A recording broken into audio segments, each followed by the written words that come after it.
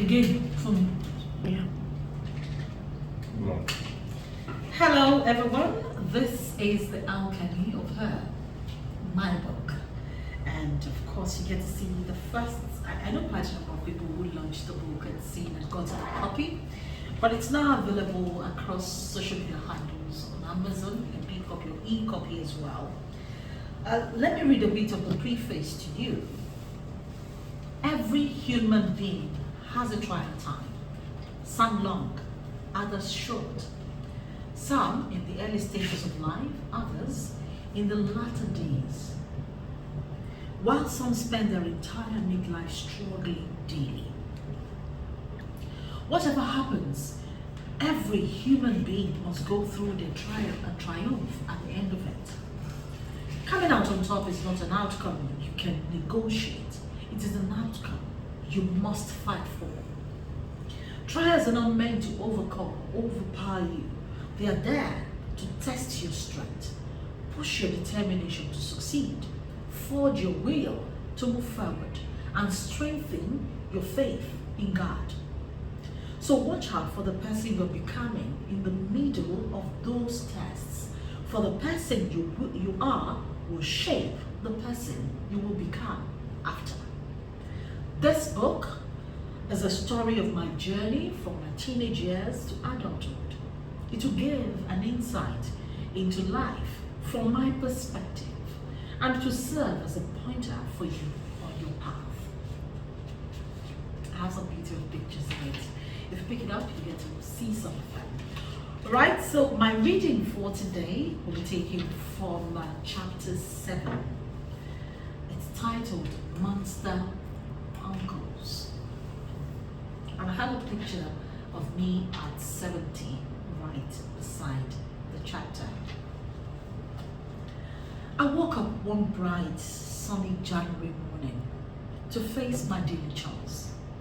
I was to fetch water from the next compound, which usually took 1.5 hours, then return home to clean the house, buying as much time as possible before food came to mind. Anyone familiar with Elisha knows that early in the morning, it is a mix of cold and sun during the harmattan.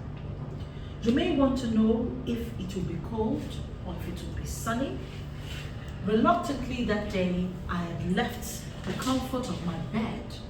After all, my radio provided more reasons to stay sane than the current situation around me at the time, particularly that of Lagbaja Omobaba Makomko, the masked musician whose music I was hooked on that year.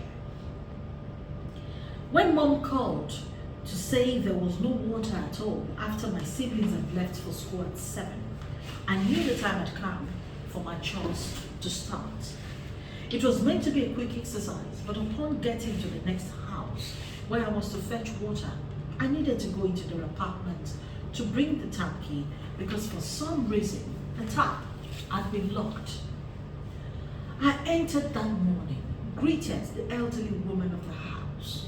Next, she pointed me towards the kitchen to pick up the key, but I still needed the warning to return it to where I picked it from.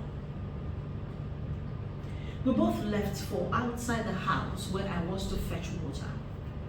2 25-liter kegs after, I was ready and fired up for more. But the first issue, my house was on a slope, with you having to climb uphill every time you opened the gate. And then we were on the first floor with a Jehovah's Witness hall beneath our apartment. This meant a 14-step journey up the side entrance into the store behind the kitchen where the drum I was fetching into was. 10,000 steps in those days were a mere joke. Let's say I was indeed the unplanned exercise freak. Only I didn't choose it this time. The exercise chose me. So this morning, I had to fetch 2 kegs at a time, return the tap key, and go back to find a passerby to help put 1 keg on my head while the other waited. 30 minutes later, I was done with round 1. Then off I went to the neighbor's kitchen again to pick up the key. This time, I met Monster Uncle 2 trying to make breakfast. Ekaro, I greeted. Good morning in Yoruba language. He responded and pulled me a bit closer. He wanted a hug. After many unsuccessful attempts, I was able to wriggle out of his hold, but with no key. So I went and sat outside the house. A few minutes later, after he had tried canvassing me to no avail to come to the kitchen to get what I wanted, he brought out the key himself, claiming he was just playing with me. Off I went again to fetch the next 2 kegs. This time, I proved more innovative. I took the key home until I was done fetching the next 4 kegs. But alas, I would have to enter the house again to return the key. Just as I entered the kitchen, the door closed behind me with a loud bang. Next, I felt hands like paws on my tiny boobs and I froze. My body went immobile, but my brain was working on overdrive. I was conjuring up all kinds of Jackie Chan fighting techniques I had seen practiced on television. Maybe I could use one of them. My teeth were rattling with anger and disgust. How dare Brother L put his hands on me? Then the adrenaline kicked in and I began to struggle, promising him I would scream. With more scrapes and cuts on his heavily muscled arm than I could have thought I could inflict, he let go. After being suddenly free, I charged into the open like a trapped animal would after escaping. I just needed to get away from there as quickly as possible. Panting like I'd run in relay race, I went straight to the other front of their house, facing the main road, and sat on the stairs. I needed to catch my breath.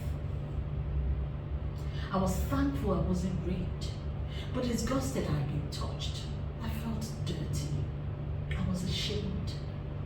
When I finally found my way to the house, it was straight to the bathroom tub, where I washed and scrubbed my skin. How could such a person touch me? I couldn't fathom or imagine what was wrong with his head.